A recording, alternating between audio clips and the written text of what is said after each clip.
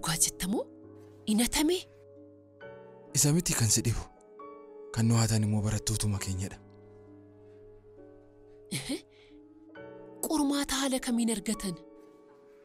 Eengaddamanii barumsaa keenya meeshaa maxxansaa barbaadessi hin jenne barattoonni isa baatanii galan carraa sanatti fayyadamanii hatanii ba'an. Nama dhiba. Garuu warri hatanis eenyummaan isaanii baramuunsaa gaariidha.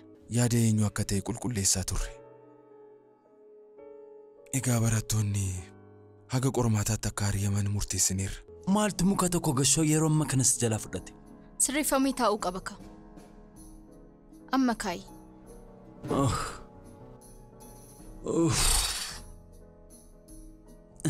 Soofaan kun akka kanaa ulfaa ta'e?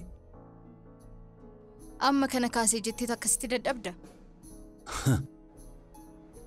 Qabattee waan hin argineef. Soofaan kun garuu haaromsamuurraa otoo jijjiirame wayya miti? Lakki abbaan na ajjeesa. Maaliif si ajjeesa? Ati waan hin beekneef qodaasaa gaafa tuqan baay'ee iyya. Kanatti garuu waan sitti mufatu natti hin fakkaatu.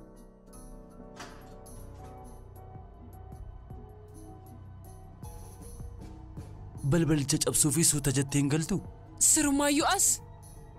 Maal dubbattaniiti nana? Ati callisi.